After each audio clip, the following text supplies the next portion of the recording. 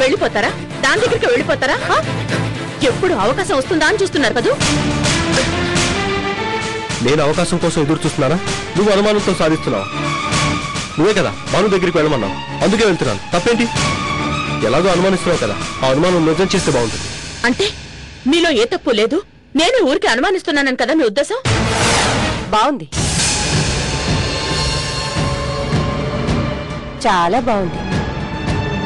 ఇక్కడ మీరెంతో చక్కగా కాపురం చేసుకుంటున్నారని ఆయన అనుకుంటున్నారు, కానీ ఇక్కడ మీరు బద్ధ శత్రువుల్లో పోట్లాడుకుంటున్నారు. అనుమానాలు అపార్థాలు కాపురాల్ని నాశనం చేస్తాయే కానీ నిలబెట్టవమ్మా. అనుమానిస్తున్నానని నన్ను అంటున్నారు, కానీ అదే నిజమని నేను నమ్ముతున్నాను. నాలో ఏ తప్పు లేదని మాటలతో చెప్పడం కాదు, నిజంగా తప్పు చేయకుండా ఉండమని చెప్పండి. ఆ భానుని కలవద్దని చెప్పండి. అర్ధరాత్రి వరకు ఆ ఇంట్లో మకం వేయద్దని చెప్పండి. అసలు భానుని శాశ్వతంగా మాకు దూరంగా వెళ్ళిపోమని చెప్పండి. అప్పుడు అనుమానించడం మానేస్తాను. ఏం మాట్లాడుతున్నావు నువ్వు? నువ్వు అనుమానిస్తున్నావు కదా అని ఎదుటి వాళ్ళు బతకడం మానేయాలా? అందరూ ఊళ్ళో వెళ్ళిపోవాలా? నువ్వు మారవు. ఎవరు ఎంత చెప్పినా మీరు మార్పు అనేదే రాదు.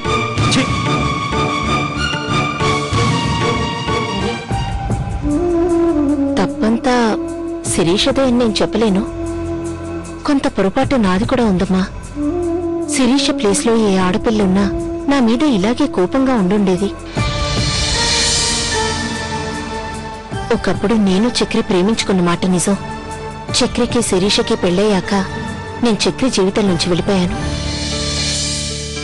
శిరీష వాళ్ళ నాన్నగారు నన్ను చక్రిని కలిసి బ్రతకమని చెప్పి వెళ్ళిన తర్వాత కూడా నాకు ఆ హక్కు లేదు. శిరీషే చక్రి భార్య అని చెప్పి వచ్చేశాను. అయినా శిరీషకి నా మీద నమ్మకం కలగడం లేదు. శిరీషను నమ్మించడానికి ఏం చేయాలో, అసలు ఈ సమస్యకి పరిష్కారం ఏంటో కూడా నాకు అర్థం కావడం లేదు.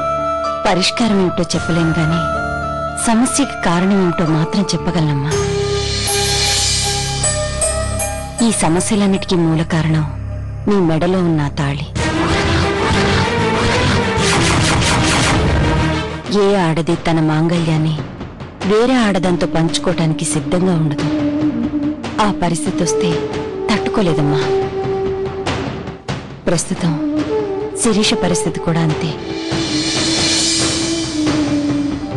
గుడి నుంచి వస్తూ మీ అన్నయ్య వదిలే ఎలా ఉన్నారో చూసి వద్దామని వెళ్ళానమ్మా. ఎలా ఉన్నారా ఆంటీ? బాగానే ఉన్నారా? వదిన ఇప్పుడు ఎలా ఉంటుంది?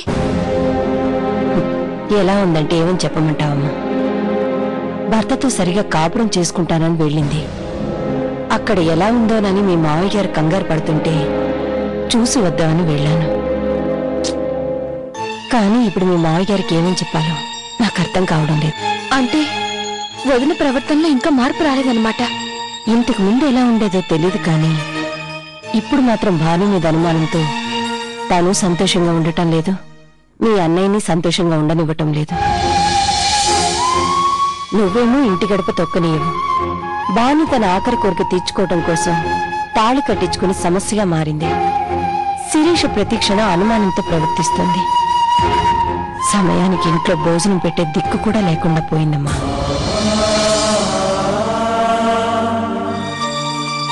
అమ్మా శృతి, ఏంటమ్మా నా కోసం భోజనం తీసుకొచ్చా? నేను ఇందాకే భోజనం చేశానమ్మా. ఎందుకు అనవసరంగా శ్రమ తీసుకున్నావు?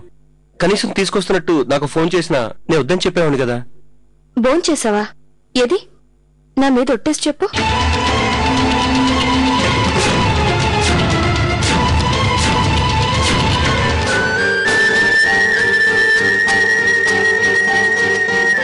నాకు తెలుసన్నయ్యా, నా మీద ప్రమాణం చేసి నువ్వు అబద్ధం చెప్పలేవు. ఎందుకంటే నేనంటే నీకు ప్రాణం. కానీ నేనే నీ ప్రేమకు విలువివ్వలేదు. నేను ఎన్నోసార్లు అవమానించాను. కూర్చో.